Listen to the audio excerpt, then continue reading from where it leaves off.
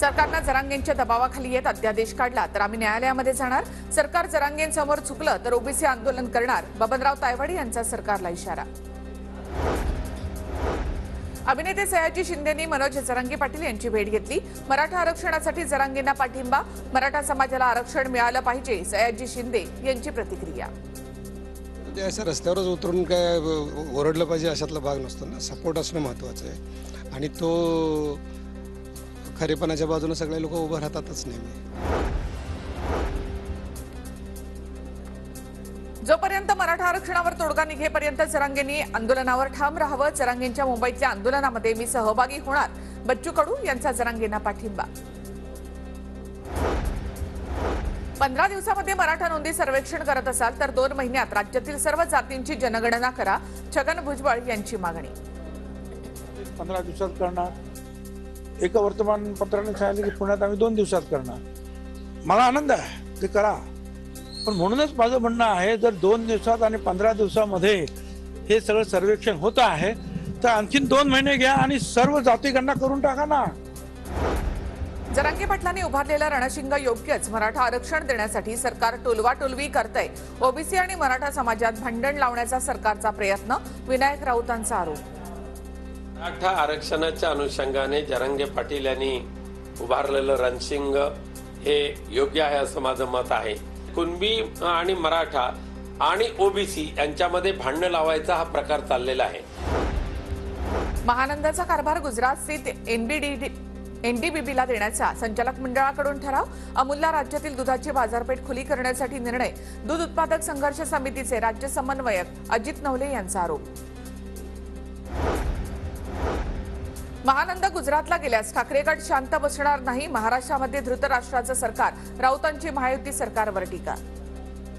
महाराष्ट्राचे 2 उपमुख्यमंत्र्यांना दिसत नाही की अशा प्रकारे रोज महाराष्ट्रातून एक उद्योग, एक व्यवसाय खेचून ओरबडून नेला जातोय गुजरातमध्ये आणि तोंडाला कुलूप लावून बसलेले आहेत. हे कसले या महाराष्ट्राचे मुख्यमंत्री आहेत? महानंदा आणि सरकारच्या कामातील त्रुटीमुळे ही परिस्थिती. महानंदावरून मंत्री छगन भुजबळ यांचा राज्य सरकारला खर्च आहे.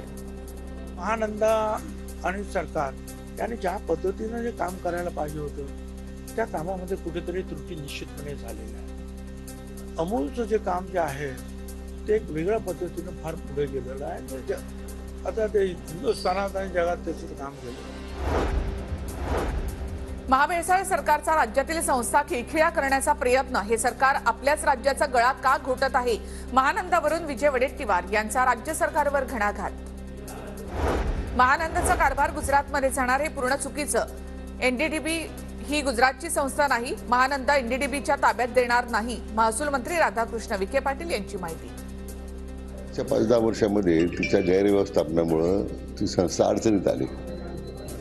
आपण राज्यातील ज्या प्रमुख दूध संस्था आहेत त्यांनाही विनंती केली की तुम्ही चालवायला घ्या. एनडीडीबी काही गुजरातची संस्था नाही. ती एनडीडीबी चालवणार म्हणजे काही एनडीडीबीच्या ताब्यात देणार नाही आपण ते. संजय राऊतांचा अफवा पसरवण्याचा धंदा. महानंदावरून नितेश राणेंचा संजय राऊतांवर निशाणा.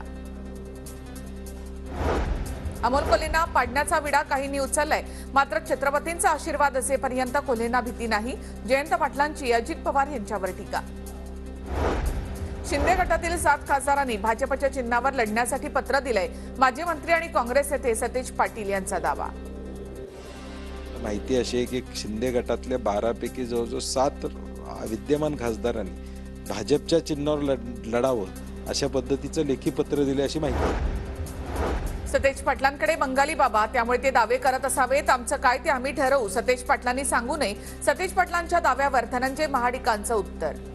त्यांच्याकडे बंगालची काय माणसं आहेत, त्यांच्याकडे हे सगळं जादूटोना करणं, भविष्य सांगणं हे त्यांनाच जमतं. भाजपच्या तिकिटावर शिवसेनेचे लढणार असेल तर ते शिवसेना घोषित करेल ना. काँग्रेसच्या एका व्यक्तीनं हे घोषित करण्याची आवश्यकता नाही. ते ज्योतिषशास्त्र त्यांनी बघू. काँग्रेसचे 9 आमदार नेते शिंदे फडणवीसांच्या संपर्कात. हे कळल्यामुळे काहींना आमच्यातले नेते भाजपच्या संपर्कात आहेत हे सांगण्याचा अट्टहास असावा. सतेज पाटलांच्या दाव्यावर उदय सामंतांची प्रतिक्रिया. जे काल सांगितलं की 9 आमदार जे काँग्रेसचे नेते आहेत ते शिंदे साहेबांच्या आणि देवेंद्रजींच्या संपर्कामध्ये आहेत हे मी पूर्वीपासून सांगत होतो. पूर्वी त्याचा आकडा 13 होता, आता 4ला तो कमी झालाय, पण 9 लोक आहेत.